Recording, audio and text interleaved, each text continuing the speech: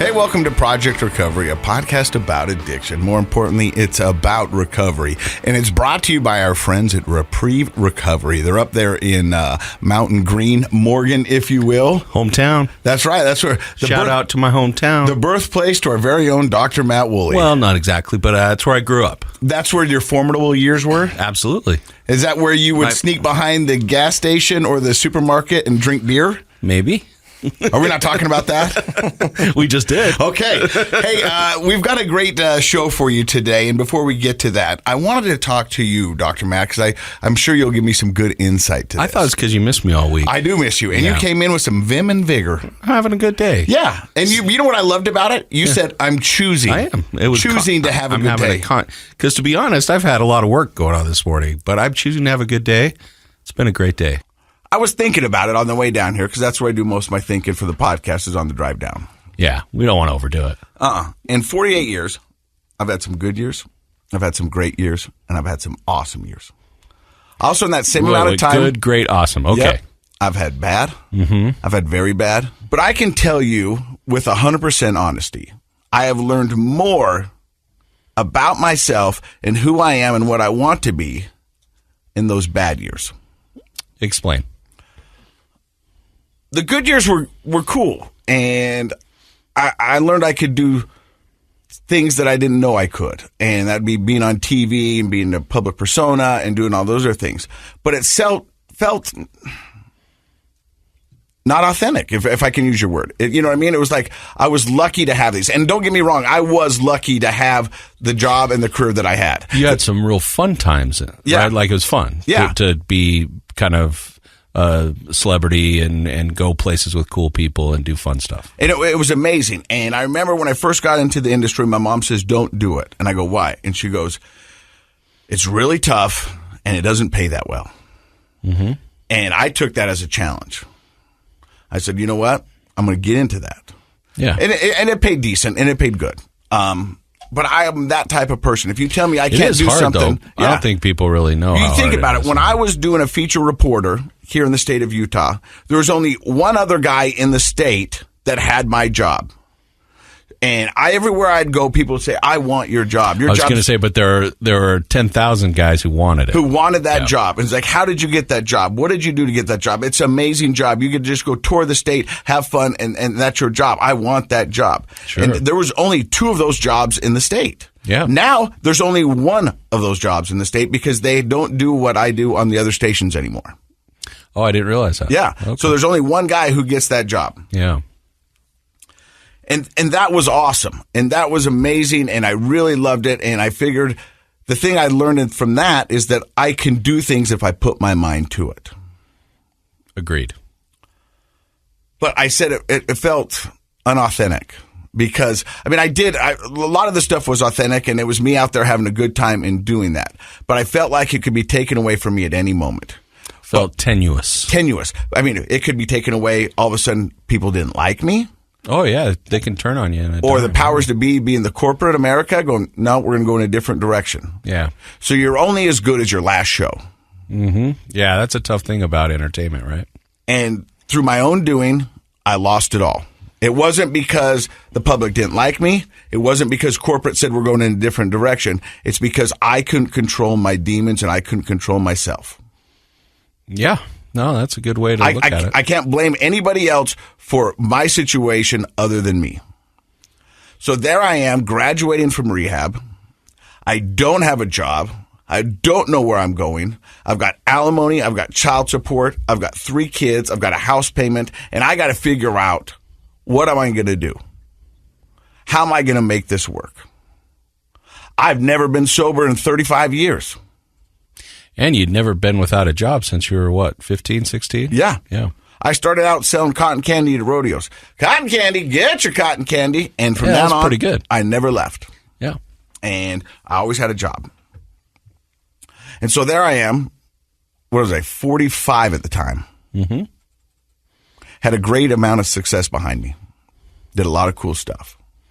Where am I going to go from here? What am I going to do? Well, part of the problem is you couldn't just jump back into those same types of jobs because nobody wanted you anymore. No. You were a liability. I didn't have a job. I didn't have a car. I didn't have a license. I had family, I had a girlfriend, and I had my kids, and they believed in me. And a friend. Yes. And I had to figure out who I was and what I wanted to be. And I knew that this was my story and I was the author. So I knew I had some blank pages ahead of me. Let's figure out what I can do. And by the graces of God, good friends and family, I started getting jobs. We did this podcast. Things started to get better.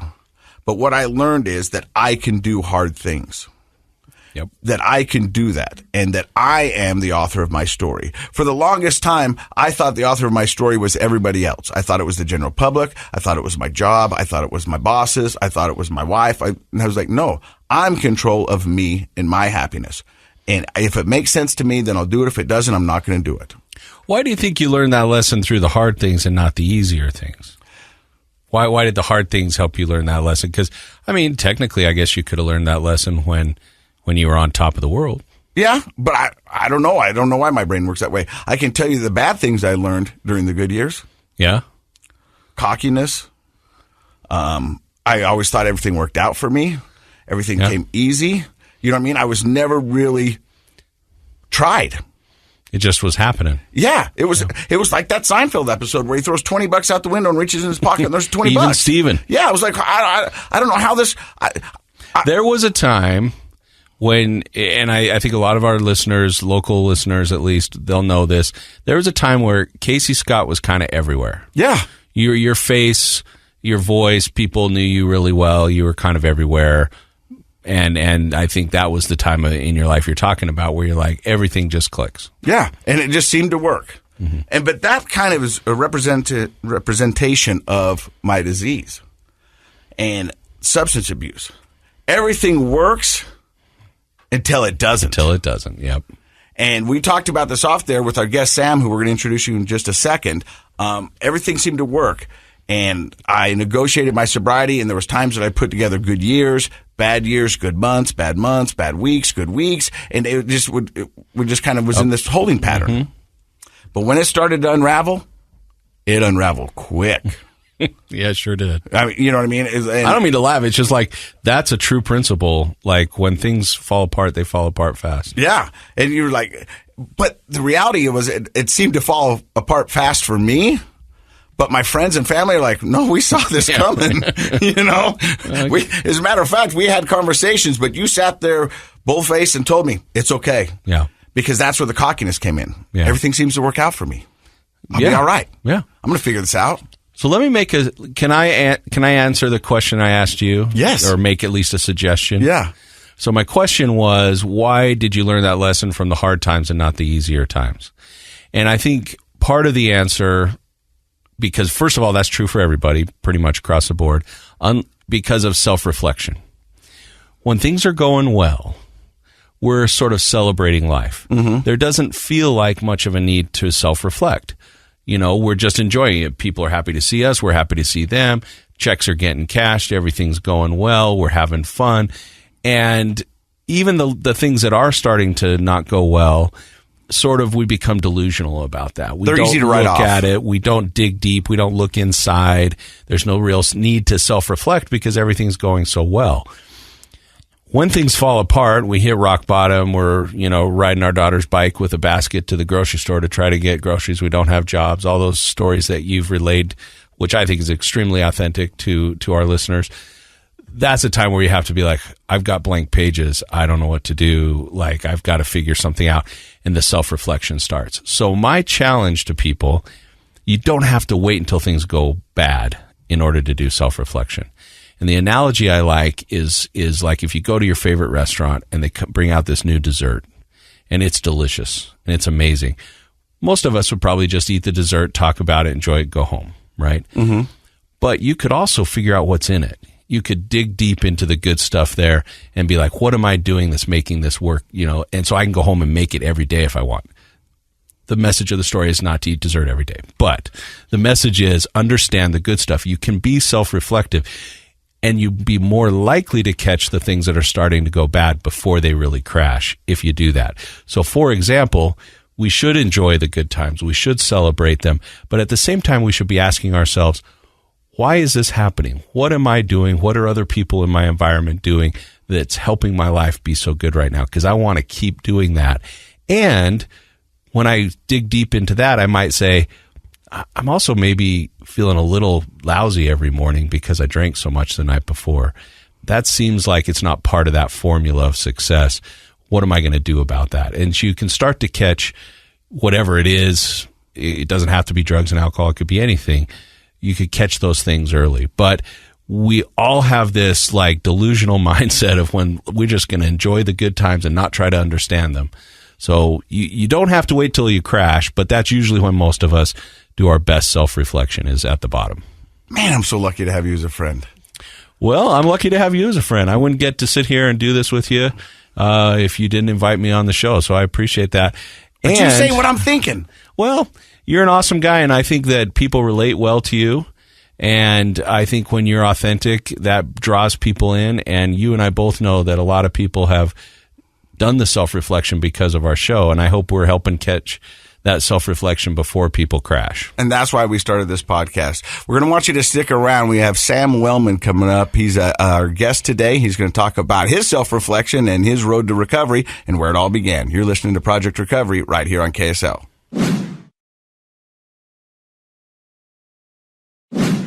Hey, welcome back to Project Recovery. I'm Casey Scott. That's Dr. Matt Woolley. He's a clinical psychologist. Our guest today is Sam Wellman. And off the air, I just asked him, how long have you been sober? And he answered in a motherly way. Yes, like a new mom. Because like when you're in recovery, the first 2 years, you count them in months. And just like you do with your kids, you're like, how old is he? He's 9.5 months. You know what I mean? And so you do that in recovery. How sober are you? Well, I'm 12.5 months and everything's That's good. a good point. I never put that together. But you said 22 months. Yep. And where did your road to addiction begin? Wow, that's that was a pretty deep sigh. It's a hard question to answer, right? Because like I could go as far back as I wanted to and try to pinpoint what quote unquote went wrong, right? And what started to turn me away from healthy ways to deal with the problems that ultimately I dealt with in an unhealthy way, right? But I think I could probably start you right around my first year of college, 19 years old. I was at Colorado State University and didn't really have any idea what I wanted to do. Let me ask you, was that considered a party school? Why did you pick Colorado? Well, so I was living here at the time. I went to high school in Park City, and I had lived in Denver for a while. I knew I wanted to go back to Colorado, and it was a prominent enough state school with enough size, but wasn't very costly. So it kind of just like fit this bill, and I didn't realize that I was moving to Fort Collins. I'd never been there, but it's like this beautiful small town, super tight-knit community, and it was an incredible place to be if only I could take off the blinders and see it. I landed there at 19 years old, and I didn't know what I wanted to do, and I didn't want to disappoint anybody, which I thought was possible, right? And I met a group of friends in my dorm freshman year who I learned from that you can drink and do drugs more than once a week or more than once every couple of weeks. That like 3 days a week, you can party it up, right? And that was a new concept to me. I had smoked weed in high school and I had drank in high school and but that was only if you could get it, score it, special occasion, parents are out of town, we're going on a trip or whatever. And so it was more sporadic back then. Right. And now it's like we have one person with a fake ID, and we live in a state where marijuana is legal for people who have a fake ID, right? So we have unlimited access to this. I think the fake ID makes it illegal still, but I hear what you're saying. I got you.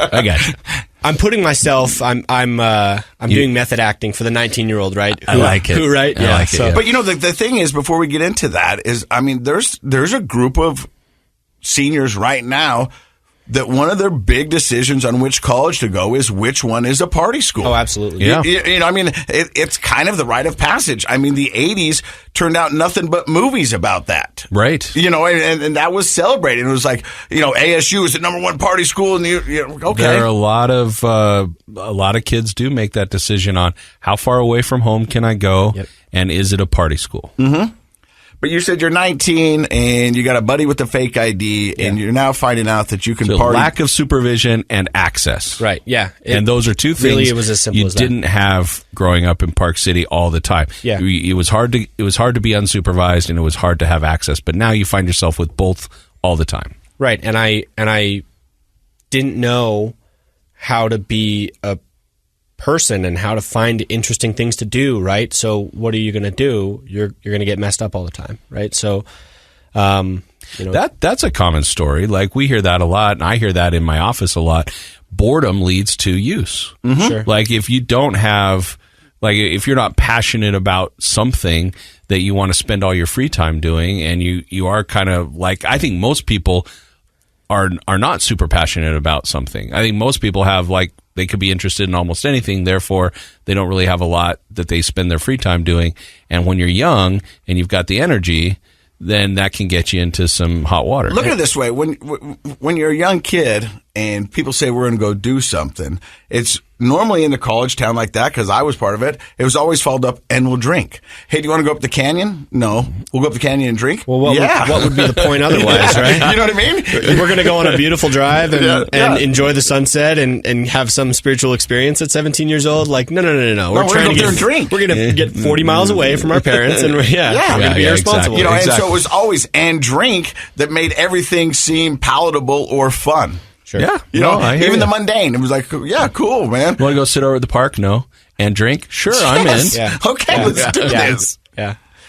So I ended up graduating college, and the way I summarize it is I majored in psychology, and I majored in sociology, concentrating in criminology and criminal justice. I loved what I was studying, and I loved the idea that we can help people with their thoughts and their behaviors, and I was just very interested in that, and didn't realize how interested I was in the clinical side of it at that point. But I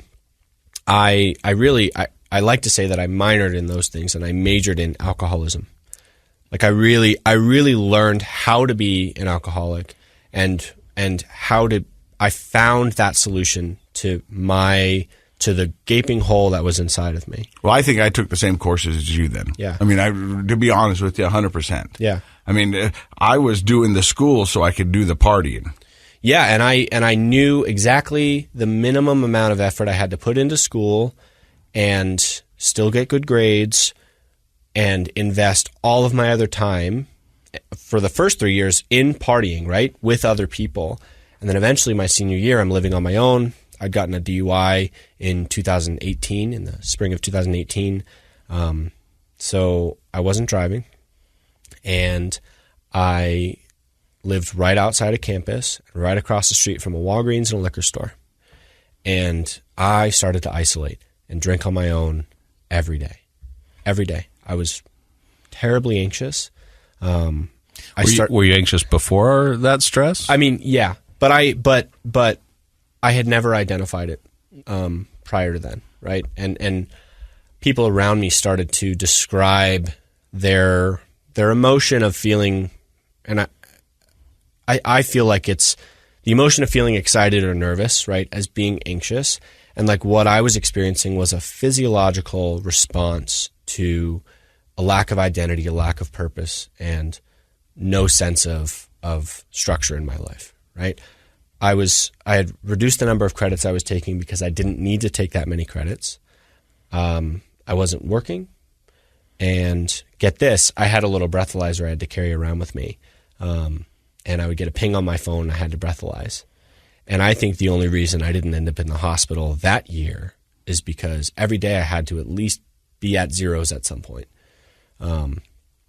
So you weren't driving, but you still had to carry the breathalyzer around. Yep. Yeah. So It was just like the part of the supervision of my probation that was the most intensive. And I actually was given the option of doing urine testing every month for the year randomly.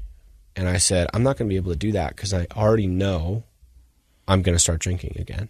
Right? Like I'm sitting a week after my DUI, a week after being in jail for the first time in my life. So let me get this right. So you'd walk around and as soon as you had to blow, you would blow and it would say 0, 0. You'd go straight to the liquor store or straight to the... Absolutely. It's wallet, keys, phone. And for me, it's wallet, keys, phone, my little breathalyzer, right? And then eventually it was wallet, keys, phone, breathalyzer, and in my backpack was a fifth of vodka, right? So I had my 5 things. I like as soon as I was ready, like as soon as I was able to. An alcoholic 72-hour kick. Yeah. It was really interesting because you can't avoid binge drinking when you have to be able to from 9 a.m. to 9, like pretty much by 9 a.m. every morning, I had to be able to blow zeros, right? And it's just funny because it was this weird chaotic descent into chaos of into just the most unhealthy behaviors. It was the only thing keeping me from being sick enough to where I knew I needed help was the fact that I had to blow zeros every day because I hadn't become physically dependent, right? And we'll get to that and how scary that was for me, but I hadn't become physically dependent because of that, so it was saving me from a hospital trip. But I also could only drink in a capacity where for a certain chunk of time and only until about 5 p.m., 6 p.m., I was drinking as much as I possibly could to get blacked out every single day. And I woke up at 3 a.m., 4 a.m., right, feeling crummy every day. But I knew that, I chugged a bunch of water and I knew that by 8 a.m., 8:30, I was going to be able to blow zeros just in case I got pinged. So I had it down to a T, right? And we were just talking about routine. Mm-hmm. And it's like, and this is actually the first time I have ever thought of it this way, but I loved the routine. I fell in love with the routine of how I could get that fix every day. And it was like a thrill, right? It was like 6 p.m. comes along, 7 p.m., 8 p.m. I still haven't gotten pinged. And I'm thinking, okay, I'm going to have to finish this fifth of vodka in like 45 minutes.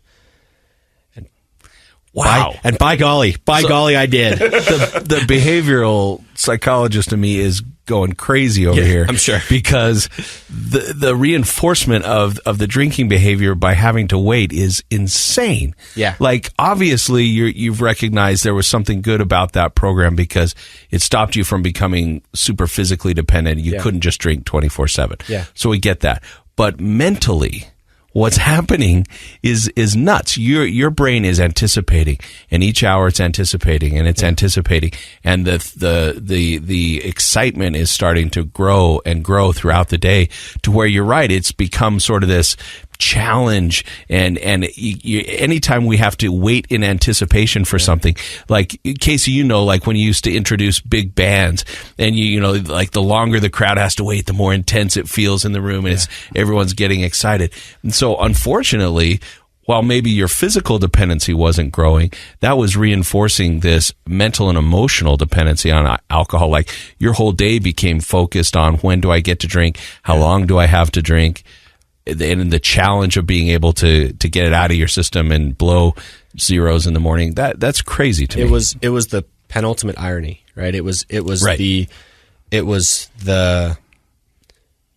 ultimate reward for being good all day and making sure that I was sticking to compliance with my probation was then being non-compliant with my probation, right? It wasn't like, oh, I get to go and hang out with my friends or whatever it was. Like this didn't limit my freedom at all. But the thing I was choosing to do during my probation, and I'm not even kidding you, it was like every single day during that year of probation, every single day was drinking. And that was my reward for having managed my time well that day. Like, right? It's like this. Yeah. It's I'm learning all these, like, I'm so well routined and so good at managing all these things that so that I can get to the point where I was doing the ultimate chaotic behavior of binge drinking into blackout every single day. Yeah. Wow, that's interesting. Yeah. So interesting when,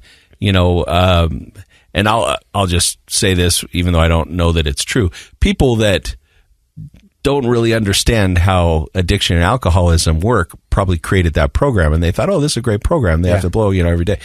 And it's random, so they won't drink. When in fact, somebody who really wants to drink, it actually reinforced a horrible pattern of binge drinking. That's so unhealthy. Well, at the beginning, you said it was this descent into chaos. Yeah. But it was really a controlled descent into chaos. Absolutely. I mean, it was sort of like you was always training. say. It's like game on. Oh, you're going to challenge me. Okay, let's see what we can do today.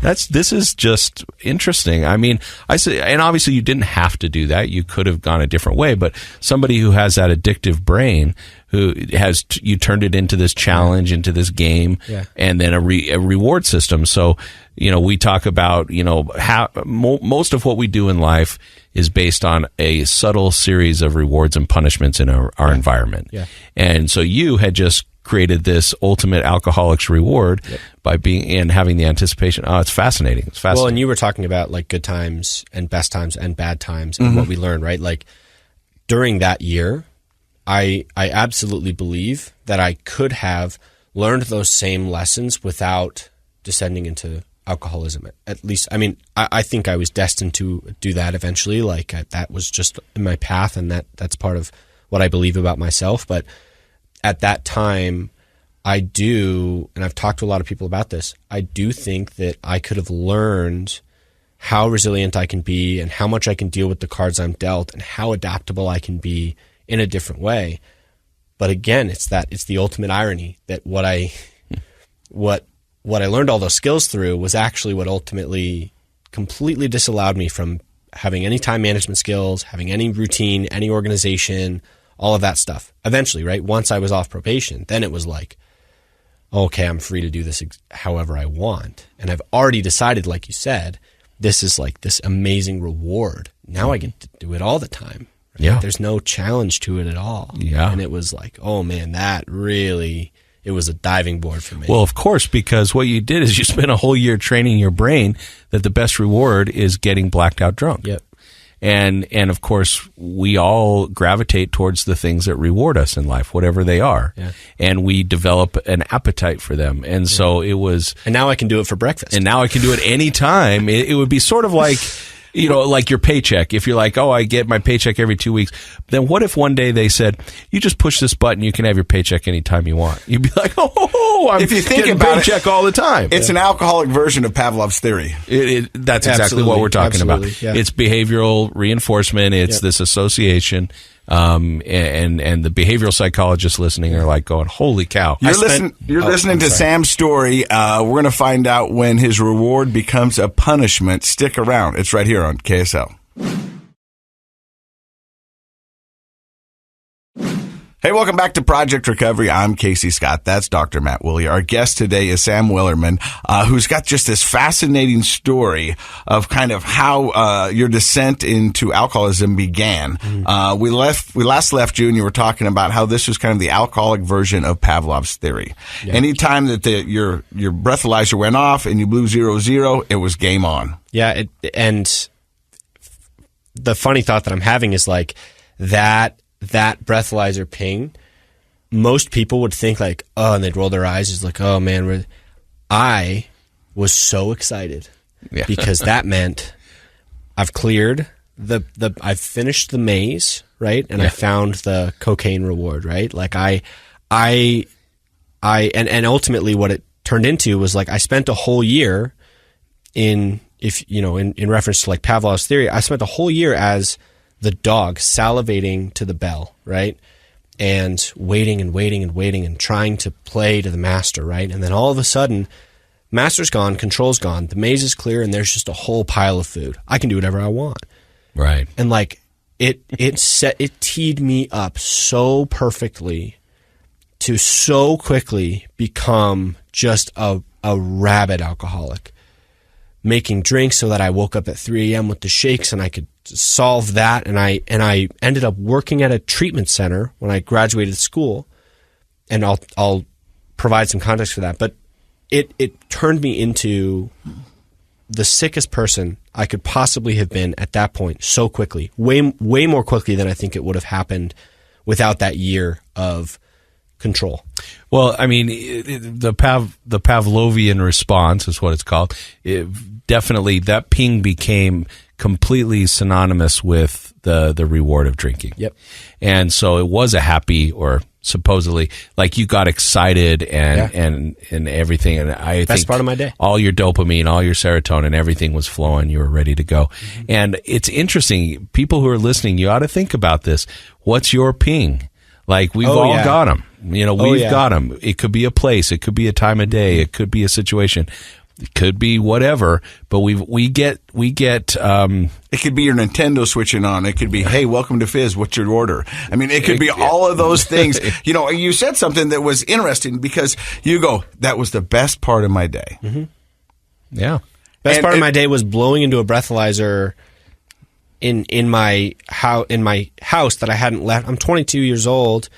Living in Colorado, beautiful. And your best part of the day is blowing. All my lights are off. All my blinds are closed. I've been in my house for 72 hours straight. And the best part of my day was getting that buzz and making my first drink. That's how maddening the disease is. That's the best part. Right. And look at all, I mean, obviously, all the things that Pavlovian association robbed you from. Like, you're 22 years old, you're single, you're living in one of the most beautiful states, you know, not as good as Utah, but it's pretty good. And then you got the skiing and you got the outdoors, and I'm pretty sure they have girls there. And I mean, there's all these things you could have been doing, but you're sitting in there like a rat in the cage waiting for the bell to go off so you can drink. Well, what if I'm out on this beautiful hike and I get my ping, and that now it takes me an hour to get back to my car? That's an hour. But you solved that with your 72-hour kit, right? You had your backpack, so. Yeah, well, and that, man, it's so crazy. Like, I think about how effective I was at maintaining that lifestyle, right? And you hear it all the time. It's like, if you put a fraction of the energy into the things that help you stay sober and healthy, as you did to satisfying your addiction and creating a world around your addictive behaviors, you will be a successful person in recovery. Oh, definitely. You hear that all the time, right? Sure. And for me, it's the ultimate, like, you think about, for 365 days straight, at 22 years old, I became a perfect time manager. I was always in good communication with my probation officer, right? I was managing school well, and my friends didn't wonder where I was. I was so good at manipulating the whole situation so that I could get that reward. When I blew zeros, I was able to start drinking that day. And those skills are time management, communication, organization, right? Like routine, all that stuff. All of those things are what helped me stay sober today. Yeah. They're all great skills. They're definitely highly associated with success. Yeah. It's just sort of like you were using them for evil, not good, right? Yeah. So how does it go from drinking every day for 365s to graduation? Where do you go there, Sam? Where do you go after that? Well, rent sucks. So my parents were here in Utah still, and I said, all right, I'll go live with them and figure it out. So I was working at the restaurant I worked at during high school, and looking for jobs, right? Trying to extend this period of, I'm finally off probation. I have a bachelor's degree. I kind of want to live in this period of time where I have all of the freedom in the world right now, right? And really what it was is like the alcoholic demons inside of me trying to convince me that moving into a career and finding a different job and moving out of your parents' house, that all creates constraint in your life that won't allow you to drink as much, right? And that's really what that's what it was. But, so you had kind of found this in-between state where you could be supported. It looked like you were doing good things, but really you were just giving yourself the situation. Absolutely. Yeah. And where did I learn to do that best? While I was on probation, managing the facade of having everything together and managing my time well and all this stuff. And there are certain rewards that happened there too, because you did graduate from college and you were able to, you know, you probably were on good terms with your PO and, you know, like all those kinds of things. So you probably came back to Utah with the attitude of, I really can do it all. I am the best functional alcoholic that I could ever imagine. I can live my whole life this way. I can just live forever like this. I knew that I was an alcoholic. Like, this was more than a year before I got sober. I had already admitted to myself, like, I know that I will drink every day until I die, but I can manage it so well that I might as well. And I think that what I really was going through was I was suicidal and hopeless. Like, I didn't feel like there was any reason that I should continue living, but I wasn't brave enough to kill myself. Right? So I'll just dissociate from reality every day, forever. I'll just never live as a sober person, because when I'm sober, I hate what my life looks like. But now you've got some accountability because you're living back with your parents. And so you've got other eyes on you. Does that make it tougher? No. I was very effective at hiding it. I think that they knew that, like, something was going on. How aware were they about the probation and the DUI? Oh, they were fully involved. Okay. Yeah, my parents are. I'm always most honest with them when it all hits the fan and I need them, and then I'm never honest with them. Right, at least until I got sober. Right, it was like. Yeah. They always knew when I came to them for help. You had to be honest. Yeah, of course. Yeah. Save me now, and then I'll lie to you about all this other stuff, right? Well, that I don't feel like, that my ego tells me I can handle on my own. But when I need you, then I'll be honest enough that you're willing to help me. But you also just completed the course that took 365 days. Yeah. So they see that, and they go, well, he must be doing okay. I mean, he passed it. Super proud of me. I graduated college, right? And I'm at 22 when I'm supposed to have graduated college. Hey, and right I on finished time. probation, and I've learned this invaluable lesson by staying sober for a whole year, right? Because they had no idea while I was on probation that any of that was happening. That I want to live this life, and I want to help people find recovery and all this stuff, right? Why do you think you were drawn towards recovery? Because I understand. I'm sick. Yeah. Okay, thank you. That smile was evil. Because I'm right to it. Dude, it is a point of shame for me, at least it was for a long time, that, like, man, that's the thing I chose to do. Casey, he's been doing that insight stuff we were talking about. Yeah, right. There you go. Yeah. So you get a job at a recovery center? Yeah. Valley Behavioral Health has a 99-bed residential campus. And man, was I a good employee. I mean, like, seriously, I was super dedicated, really, really effective at getting things done. I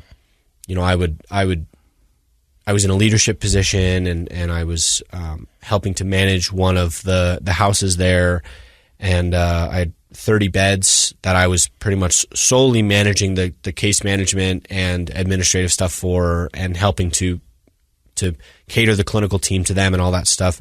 And it was such a chaotic, fast-paced job. And it was the only thing that really stimulated me enough that I was okay with not drinking before or during work, right? Because I was, like, sick at work. I mean, I would observe UAs, and there were these little UA papers we needed to sign, and, like, I was, like, shaking signing these papers. Like, I had become very physically dependent by that point, right around October, November of 2019. So this was in the same calendar year that I had graduated. So, like, literally in 3 or 4 months, I went from having no signs of physical dependency to, like, 3 hours after my last drink, even when I would probably still blow 0.2 or higher, I was getting shaky. Yeah, 22 years old. And I'd only really been alcoholically drinking for 2 years at that point. So what did it look like once the probation was over? How much were you drinking? I was drinking 4 handles of vodka a week. So roughly 70% of a handle every day, 80% of a handle every day. Wow. Okay. Yeah.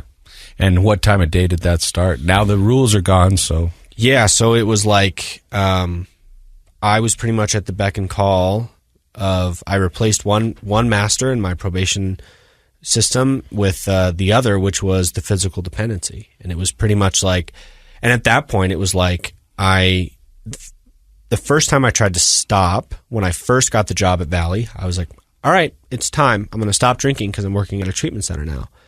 and I had the withdrawal symptoms for the first time, and I was like, all right, I resolved to, I'll just live the rest of my life drinking because this is terrifying and I think I'm going to die. But see, that's where the reward becomes a punishment.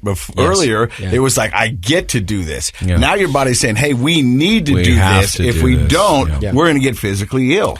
Well, and I think that alcohol was a particularly enticing, manipulative energy in my life, because once I was close enough to it that it could turn the tables and kind of show its true size and stature and power over me.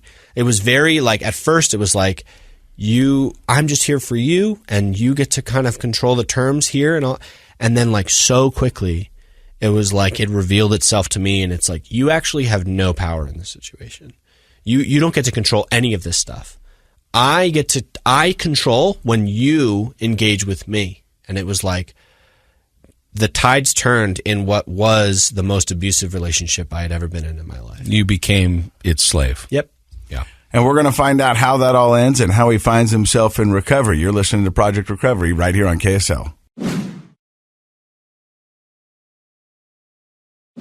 Welcome back to Project Recovery. I'm Casey Scott. That is Dr. Matt Woolley. He's a clinical psychologist. Our guest today is Sam Wellman.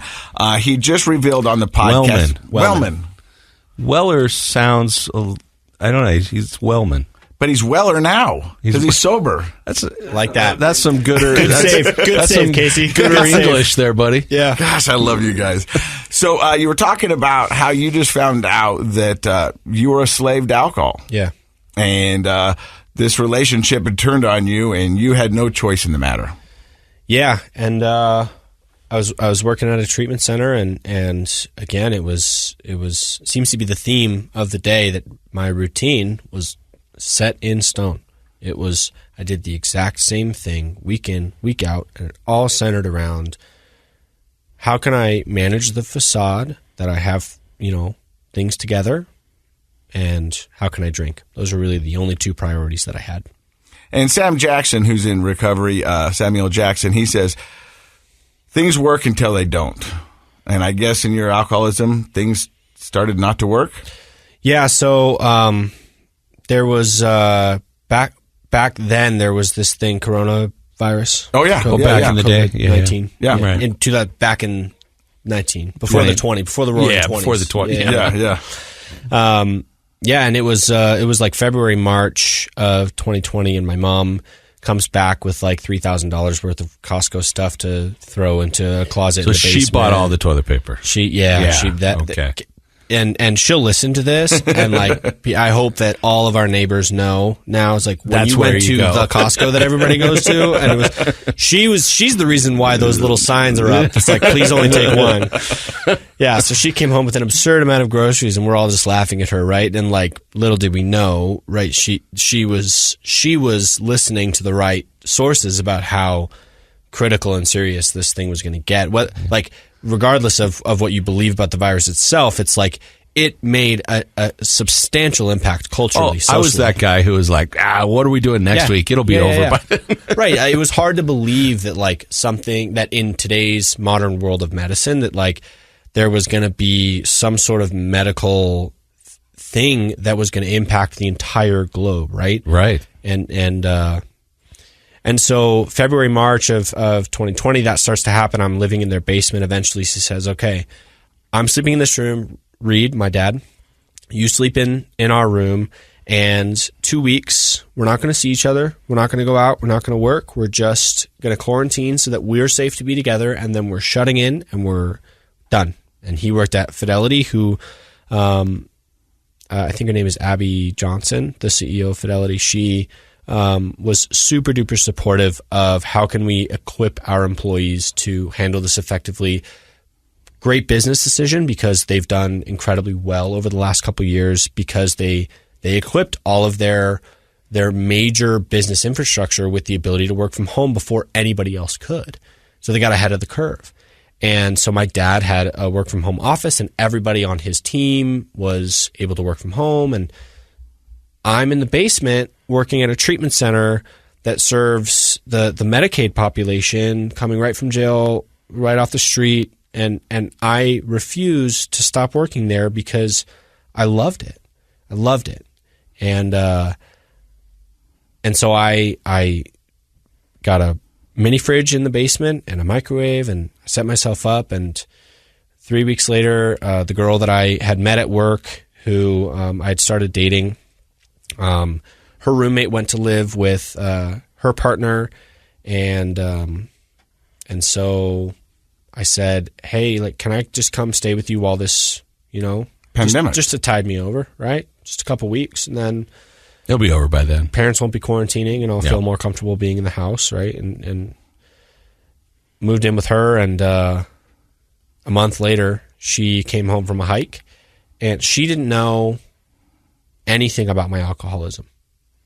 I moved in with her, and like very quickly adapted my alcoholism to be in her home, in her life, on her schedule, because that's the story of my I alcoholism. was going to say, it's like your superpower. Like whatever the environment's going on, you were able to hone in quickly, adapt quickly. The only thing that wasn't going away was so that you could drink. Was that I was going to be able to drink, right? So she comes home from a hike, and at this point, it's April, and we're in the heart of it's like full shutdown. Like COVID is the thing. There were earthquakes, and that's right. Yeah, it was and I'm like, we have tons of staff that leave and quit and don't want to deal with it, and so I'm there with 30 adult men who are trying to get sober and coming out of the criminal justice system and coming off the streets, and all of this is happening at once, and like, my God, did my work get incredibly stressful, right? And it just brought me to this tipping point, I think, and I don't know whether it was like a spiritual moment or whatever it was, but my body just rejected the alcohol, and it said, we're not going to try to deal with this anymore. And I got really bad, like really, really bad alcohol poisoning. And she came home to me covered in urine, covered in sweat. My blood pressure was tanked. My pulse was tanked. Like, I was dying, right? And she called 911, and Sigourney Weaver in her Predator suit came into my house because it was COVID. and I'm like blacked out drunk and getting sternum rubbed by these these astronauts, right? And it was like, and like flashing in and out, and all of a sudden, it felt like 2 minutes, but it was like the first 30 seconds was the paramedics, and then the next like 45 seconds was my mom pulling me off the floor, and then the next minute and 15 seconds was the nurse bringing me a sheet of paper I think I was in LDS hospital, maybe St. Mark's, bringing me a sheet of paper that said, here's resources for you. Your blood alcohol was a 0.45. Whoa. Wow. That was 6 hours after I'd taken my last drink too. Wow. A lot of people die at 0.3. Yeah. Yeah. That's dangerous for sure. Yeah. And so I broke down and I said, like, yeah, like I need help. And I'm really grateful for my mom. She called the nurse and she said, like, please just do on your blood draw, like do an alcohol, run an ETOH. And if not for that, it would have been like, maybe he has COVID, maybe he just has the flu, whatever. And I know that I would have found a way.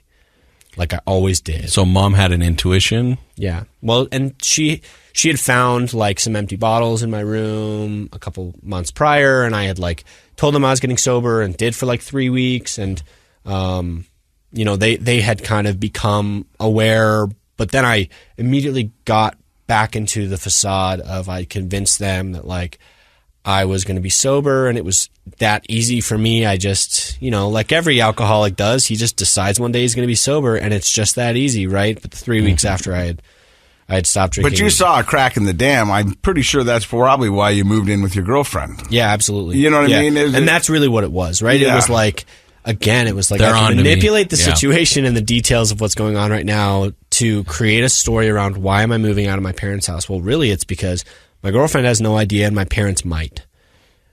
Right? And it was the crack in the dam. It's hard to ultimately really fool a mom.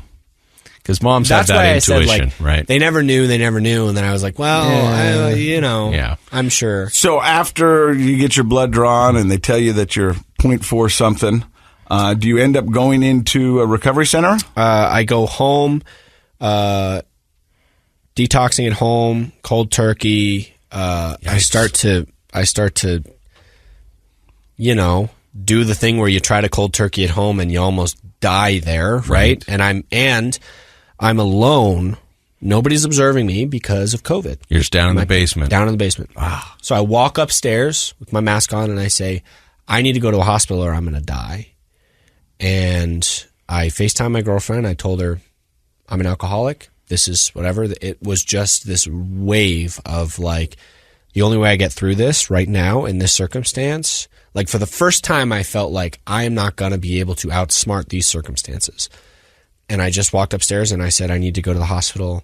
Got into uni that day. Randy Weaver got my mom in touch with Jake Forsyth, who owns Willow Tree in Pleasant Grove.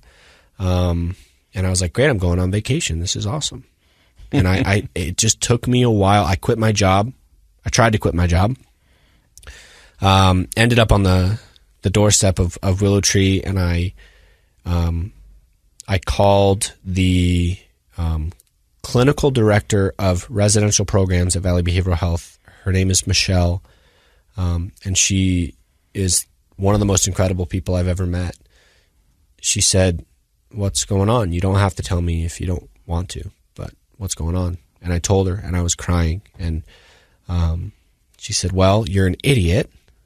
And I chuckled through my tears, and she said, you don't need to quit. We'll give you leave of absence. I'll write it up. I'll get it all done for you. This is what we'll need from you. And this job will be waiting for you just in case. You're going to come out the other end of this treatment stay different, right? But like, just in case. Let's not... Isn't it great that there are people like that out there? I mean... I just got chills. Yeah. I mean, that's just people like that.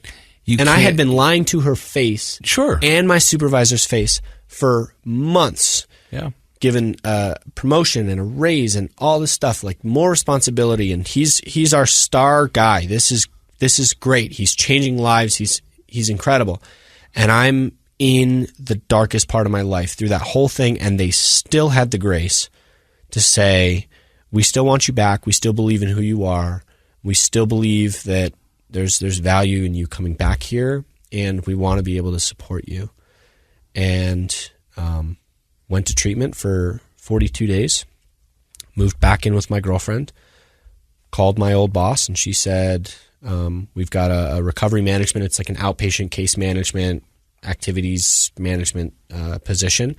We want to move you into that, take you out of the residential space so that you're not in the chaos of it. And I was like, great. I worked there for probably about 7 or 8 months. And then I got recruited by Highland Ridge Hospital to do care coordination and discharge planning there. And I was still living with my girlfriend, and we were together for up until about 2.5 months ago. We had 2 dogs together. One was mine, one was hers. Moved from Highland Ridge Hospital to Fit to Recover during that time. And so to briefly tell the story of how I found Fit to Recover, I was 5 months sober, no sponsor, no program, no real sanity, right? No sponsor, no program. Like I'm like, my knuckles are still white from that period of time, right? Mm-hmm. And my friend Bailey, who I had met in the group that we were Zooming into while I was in treatment, he was teaching yoga at FTR. And 4 weeks in a row, I told him I was going to go. And 4 weeks in a row, I bailed. Finally, he said, I paid $5. I put your name on the list. You're going to show up. And I did. And every single Sunday for the next 7 months straight, I did not miss a yoga ever. I came in and found FTR, and immediately it was, this is where my community is, and I want to be here as much as possible. And part of that is because of the way FTR was, and part of it was that I wasn't involved in AA, and I wasn't involved in really anything at that time, right? And I'm always very grateful, and I've told Bailey's mom this, that he kind of pigeonholed me into finding what has been the most impactful thing in my recovery and in my life, which is Fit to Recover. Oh, that's amazing. Yeah. And you're now doing a podcast. Now I do a podcast, yeah. It's at FTR, we have 4 pillars. We have fitness, which is kind of the central pillar of what we do. And then we have nutrition and our Food to Recover program. We also have our creative arts program, and we do service. We do service outreach projects, and we have service opportunities at the gym.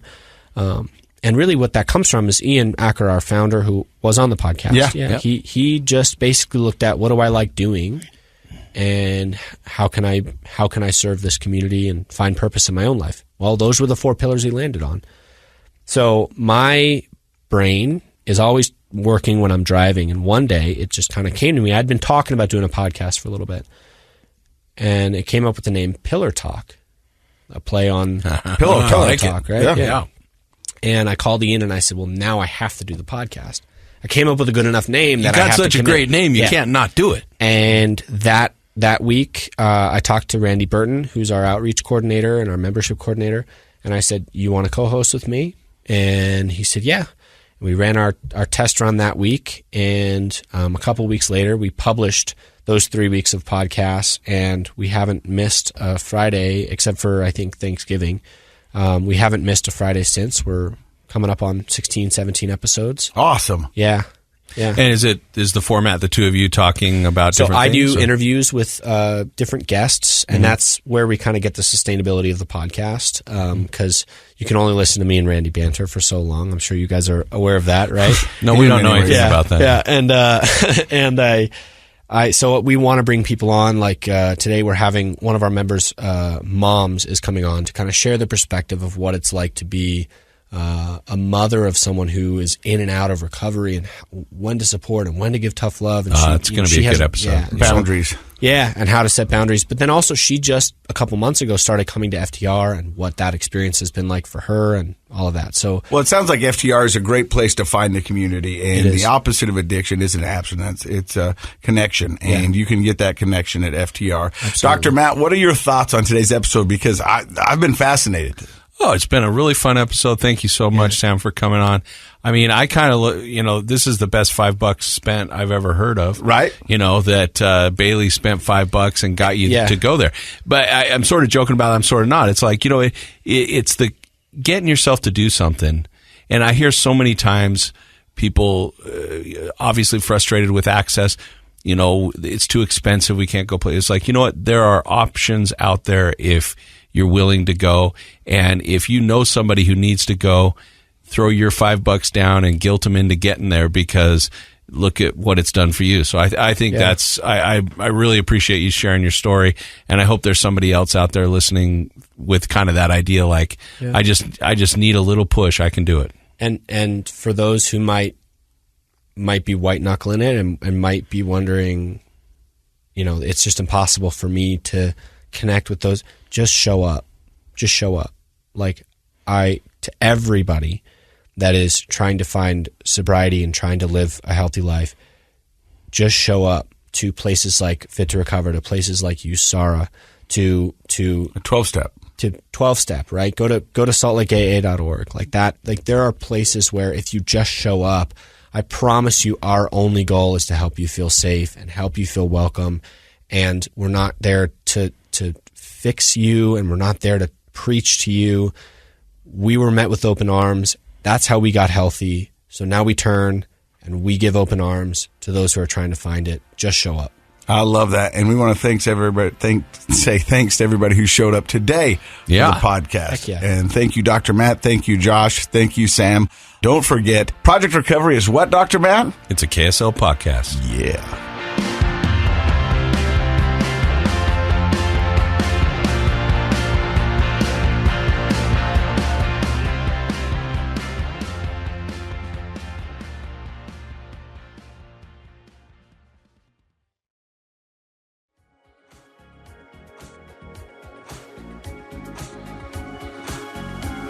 The contents of this program are for informational purposes only. The program is not intended to be a substitute for professional medical advice, diagnosis, or treatment. Always seek the advice of your physician, licensed therapist, or other qualified health provider with any questions you may have regarding a medical condition. Never disregard professional medical advice or delay in seeking it because of something you've heard on this program. KSL does not recommend or endorse any specific tests, physicians, products, procedures, opinions, or other information that may be mentioned on the program. Reliance on any information provided on the program is solely at your own risk.